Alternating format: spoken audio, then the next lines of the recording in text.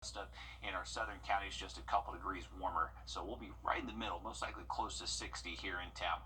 Our morning low temps stay below freezing tomorrow, but then we are jumping right back above average as we head into the weekend, and especially next week. Have a look at this warming trend for you in just about 10 minutes. All right, thanks, Riley. Even if it were warm enough to go for a run along the Augusta Canal, the path is still closed, and it's going to be for a while. Leaders say it will cost millions to fix the damage there Helene caused, and even with FEMA's help, it looks like it won't reopen until May. Your Sydney Hood joins us live at 5 with why this is taking so long and costing so much. Sydney. Well, what many people may not realize is that about 100 trees fell down due to Hurricane Helene. Some of these trees actually fell into the canal, and then there are parts of the canal embankment that are broken right now. Take a look at it for yourself. We flew our drone down the path for a little bit, and you can see the piles of debris and those trees that are still down. Now, leaders tell me what they're dealing with right now is there are parts of that canal embankment anywhere between 40 to 50 feet that are at risk of falling right now. So that really is the main reason why they have this 3.5-mile stretch of the canal blocked off. It's for safety reasons. The second piece is a lot of broken trees that are hanging limbs and actually half-fallen trees that are over the towpath that I think a lot of people aren't paying attention to. And so we need to get those cut and cleared, and we met with the debris contractor again this morning, and we're going to have a separate conversation with our FEMA reps in order to see if those are all eligible for reimbursement.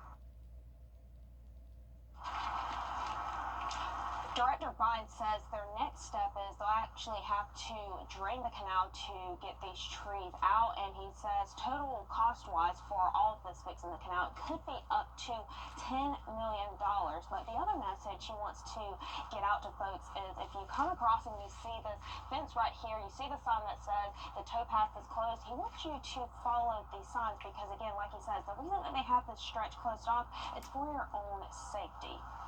And you just don't realize how dangerous it could be, how the embankment is crumbling or cracked, and also those tree limbs. A lot to clean up. Thanks for giving us an insight into why it's taking so long.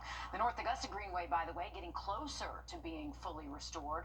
Mayor Britton Williams said 75% of roads in North Augusta are owned by SCDOT. So they can't do anything about those. What they are doing in North Augusta, those leaders are focusing on what they can control and what they can clean up, like the Greenway. A recovery resource fair in Augusta just wrapped up at Payne College, of course, which was also hit hard by Helene. More than a dozen organizations and agencies were on hand and also gave people a chance to ask questions face to face in person. If you missed the event and you still haven't signed up for FEMA aid, you have until January 7th.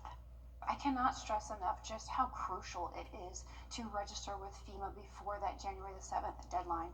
Registering puts you in our system to ensure that you may be eligible for any potential assistance to help with home repairs, temporary housing, and any other disaster-related needs. And even if you do have insurance, there could be gaps that FEMA could help with. And missing that January the 7th deadline could mean that you are missing out on valuable support and resources. You don't want to do that. We also premiered CSRA Strong Path to Recovery, a 30-minute special with agencies helping the recovery in the region. You can watch that and see more information on finding FEMA centers in person and how to apply for aid on our website or our WRDW app. Developing in the last hour, a former U.S. Air Force airman has been sentenced to 7 years in federal prison. 33-year-old Jacob Christian Butler from Augusta pleaded guilty to possession of child pornography. Court documents say Butler was a first-class airman assigned to Fort Eisenhower with a high level of security clearance. He will have to register as a sex offender and serve 15 years of supervised release when he gets out of prison. By this time next, lawmakers will take up state agencies' budget requests soon after they gavel back into session here in January. State Superintendent of Education Ellen Weavers includes $5 million for a strategic pay pilot program for teachers. I think that is the next stage of this teacher compensation conversation is how we create differentiated pay to modernize the teacher pay scale so that we are really attracting our best teachers to our areas of greatest need. Among the Department of Education's other budget requests is a $30 million ask to expand summer reading camps to target thousands of younger students before they fall behind on reading. Another $13 million would go toward a new project focused in rural areas to prepare students for careers in fields like computer science, cybersecurity, artificial intelligence, and electric vehicle manufacturing. Weaver is also asking for $100 million to start an education infrastructure bank. It would help rural schools without a strong tax base pay for much needed building improvements, making permanent an initiative started by Weaver's predecessor, former Superintendent Molly Spearman. We have a growing charter school sector here in South Carolina, and right now charter schools do not have access to either facilities or transportation funds. And so this could be a way to, in addition to addressing the needs of our traditional districts, especially in rural communities, begin to address the needs of our charter schools as well. Weaver's budget request also includes $30 million for the Education Scholarship Trust Fund program, which is also known as the School Voucher Program. Right now, that money cannot be spent on private school tuition, following a ruling from the state Supreme Court a few months ago. But Republican lawmakers say one of their top priorities here next year will be passing legislation to allow that spending, and it has Weaver's support.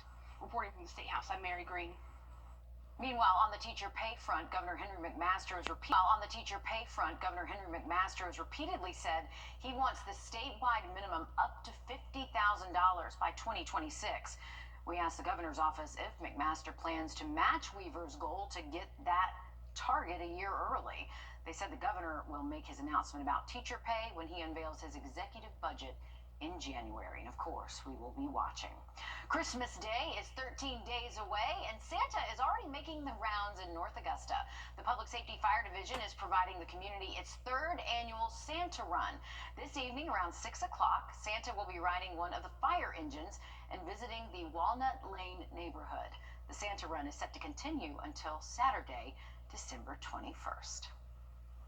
Good for them to let them use fire trucks as a sleigh.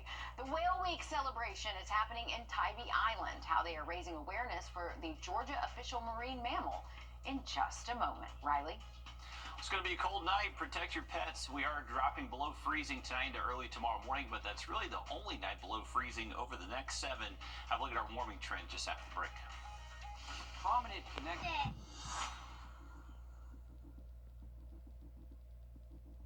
Need convenient stocking stuffers or gifts for friends on the go? Pick up a Parker's Kitchen gift card. They're good for almost everything in store and fuel at any Parker's Kitchen location. You're watching News 12 live at 5. Continues. A veteran showing us all that it's not how you do something, but if you do it at all. We hear from the newest Augusta University graduate in just a few minutes. Good evening, and thanks for joining us here live at 5. I'm Will Rio. Before we get to that heartwarming story, it's a chilly day outside. As we get into tonight, it's staying cold, Riley. It is, Will. We got a taste of that cold again out there early. Have a look at the weekend for you in just about 10 minutes. All right, thanks, Riley. Columbia County school officials say 3 students face criminal charges after fabricating a threat against Evans Middle School and reporting it to law enforcement. In a letter sent home to families, officials said law enforcement and the Columbia County School District Police responded to the threat. Officials say after an investigation, those students were charged. And the Columbia County Sheriff's Office says a recent internet outage near Grovetown happened because someone stole the cable. The theft was reported Sunday near Horizon Parkway. AT&T was notified that there was an internet outage in that area, so it sent an employee out to see what happened. He found that about 200 feet of fiber internet lines and copper cable had been cut and stolen. The company had to replace about 350 feet of cable because the cuts had been made in the middle of the lines connecting the utility poles. Role models, good examples, forging a better future. Today, a 65-year-old veteran showed us that working towards your goal may take a little longer than expected, but you can do it. Your Kennedy Payne is live at 5 in our newsroom now. Kennedy, you were at Augusta University for the military veteran Jerome McFadden's graduation ceremony. What did it mean for him today to go up there and end his career there at Augusta? Well, he's 65 years young, and at that age, Jerome McFadden is walking away with not only his college degree, but a sense of accomplishment knowing that he made it. The same class, all with different paths. Younger generations joining the Army after their graduation, and a veteran graduating after serving 24 years in the same branch. It was challenging, but I accomplished it. Jerome McFadden is 65 years old, earning his bachelor's in science of cybersecurity. When I moved to Augusta, I was like, cybersecurity? Augusta, Fort Eisenhower is the hub of cybersecurity, so I want to learn everything about it that I can. McFadden is a first-generation graduate. My mom and my grandmother, my grandfather, they were farmers. They didn't have a chance to go to school like I did. He says he's not only doing it for himself, but also his family. It kind of like giving you a little fire, to keep going when things get tough. And throughout his journey, they have been his motivation. I have 4 kids, 9 grandkids, and 1 great-grandkid. To show a younger generation that anything is possible. And I hope that my kids will take this and set their goals so they'll be able to accomplish whatever they want to do now that they see me do it at age 65. Jerome says his graduation day is everything he had hoped for. Very elated. I am so happy. It's like Christmas, an early Christmas present to me. And while he doesn't know exactly what's next for him, he does know this isn't his last stop. I want to get an internship because it's such a broad field. Get an internship and then whatever that I do in that internship, do that. And McFadden says he's endured many obstacles along the way, but every step has helped him get him to where he is today. I love it. An early Christmas gift there, and of course we appreciate his service. Thanks again, Kennedy. And we are getting a first look at the former U.S. Air Force airman that has been sentenced to 7 years in federal prison. 33-year-old Jacob Christian Butler from Augusta pleaded guilty to possession of child pornography. Court documents say Butler was a first-class airman assigned to Fort Eisenhower with a high level of security clearance. He will have to register as a sex offender and serve 15 years of supervised release when he gets out of prison.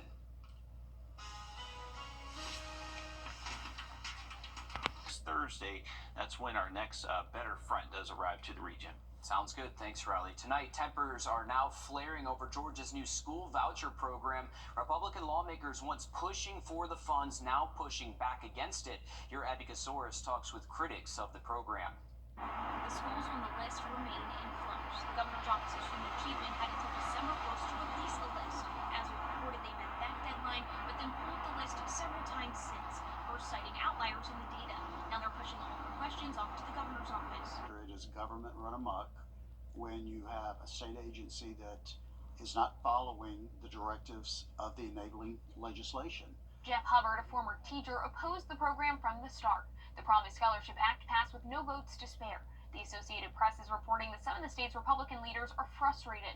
They say that eligibility requirements are not what they agreed to. The Education Savings Authority, a body created by the law, issued a rule allowing for any student in a school's attendance zone to be eligible for the scholarship, even if they don't attend the failing school.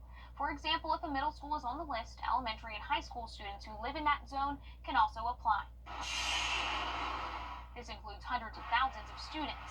Speaker Pro Tem Jan Jones told the Associated Press that the eligibility list is not what they agreed to. The head of the House Education Committee, Chairman Chris Irwin, says if the agency does not make changes, he'll prepare a bill to force their hand. You're setting the own program up for failure. So the poorest of the poor can't access it, so who's going to get to it? Change the rules. Let all the kids in an attendance area go in order to try to save the program and make the legislation worthwhile. That is not what they meant.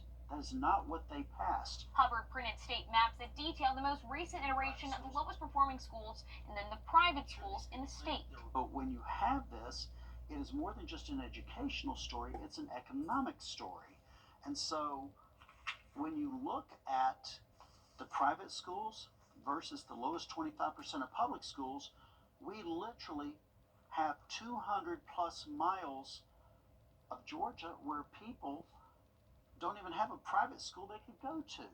Next year, lawmakers will vote on program funding, which is limited to 1% of the state's budget, $140 million for more than 21,000 vouchers. Voucher eligibility will be prioritized based on household finances. If there are still too many applications, there will be a statewide randomized drawing. In Atlanta, I'm Abby Kasouris. Dads are known to love tech gadgets, which means we're pretty easy to buy for. I'm Jamie Tucker, coming up with some tech gift ideas for dads who have almost everything. First Alert Radar, powered by Jim Hudson Automotive Group.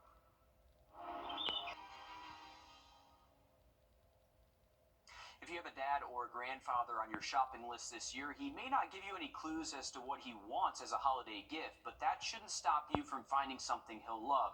Consumer tech reporter Jamie Tucker says get him a tech gadget. What the Tech, sponsored by Augusta Preparatory Day School. If it weren't for dads, I don't think we would have some of the gadgets and gizmos that we have today. Virtual reality games, drones, full-body haptic suits. Safe to say those were dreamed up by geeky dads. So when it comes to tech gifts and the holidays, we're pretty easy to buy for.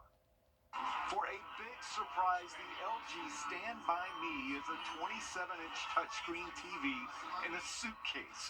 It's wireless and will run for about 3 hours on a single charge. Yeah, it is a little heavy, but the suitcase has wheels. If Dad loves music, how about a retro turntable? These are some of the most searched for items on Google this year.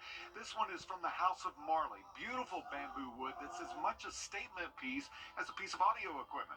Make it easy on Dad by getting a turntable with a built-in preamp and Bluetooth so he can set it up anywhere.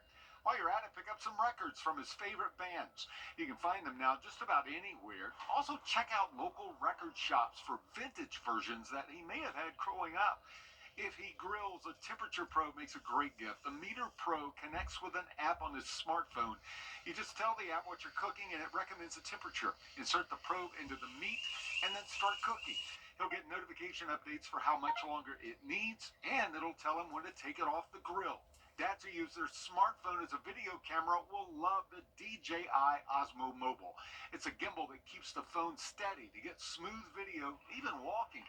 The DJI Osmo Mobile is a fun gadget and only around $70. So if you are having any trouble coming up with a gift idea for Dad, think tech. That's What the Tech. I'm Jamie Tucker. And you can find links to even more gifts on our website, wrdw.com. Well, we finally reached the end. Not want to comment. According to county documents, Bowman tried to resign from Burke County after this incident, but was later terminated instead. Recovering after Helene, nearly 3 months after the hurricane hit our area, resource fairs continue to help to make sure everyone gets the help they need. The deadline to apply for FEMA assistance is just after the new year on the 7th. So today, FEMA, the Small Business Administration, the Georgia Department of Labor, and several others came out to help. We recognize that many people in the community have never been through a disaster of this magnitude. So navigating the process of recovery can seem confusing and daunting and even frustrating to some. So we just want to provide as many resources that we can for our survivors. And here today, if you come in, you can meet with a FEMA representative face to face, ask any questions that you may have.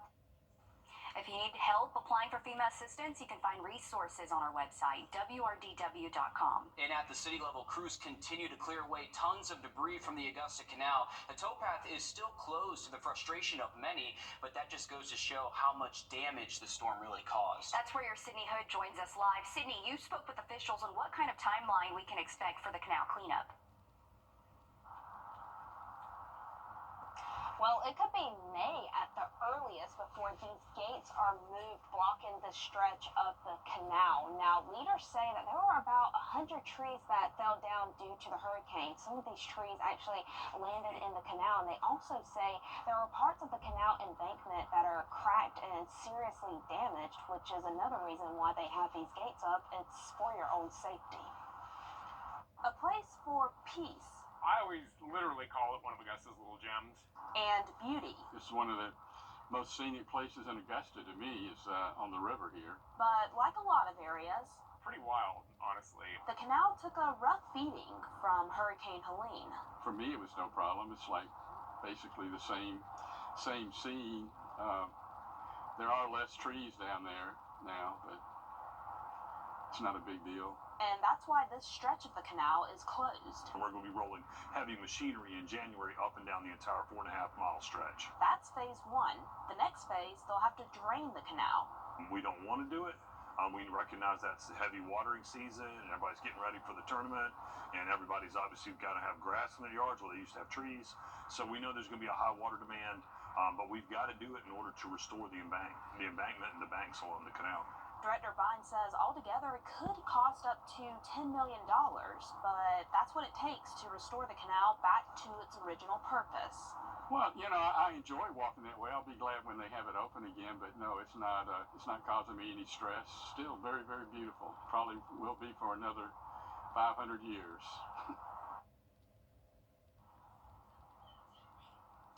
Director Vine says they are working with FEMA right now to see what's eligible for reimbursement. He says that only a portion of that estimated $10 million it's going to take to fix the canal is eligible for reimbursement there. But the biggest message he wants to send out to folks is if you see these gates right here, I'm standing right in front of the water pumping station of the canal. If you see these gates right here, he wants you to not even attempt to try and go around these gates. They're up for a reason. He says they're up for your own safety. He wants to remind folks that if you do want to get on the canal, you can either get on downtown or at Lake Olmsted Stadium, but if you come to these gates, they want you to follow the signs that say that it is closed off. And I feel like we've been saying this for a while now, but patience is key, right? Things are closed for a reason, but they're certainly working to get it back open. Yeah, patience is certainly the key here. And again, don't go around those fences if it says it's closed too. You never know what trees or some of those branches are dangling or may come down at any point. Thanks again, Sydney. And we checked in with North Augusta on their greenway, another widely used public area suffering damage after Helene. Today we saw crews continuing to clear away that debris. Parts of the greenway are now walkable, and the city hopes to have the entire path back open in January. Riley? Signs of progress for sure. Thanks for that, Will. We are looking at cold temps again tonight, down to the 20s by tomorrow morning, but then the warm-up starts. We'll have a look at that warming trend just after the break. Time and Temp, brought to you by your First Alert weather team.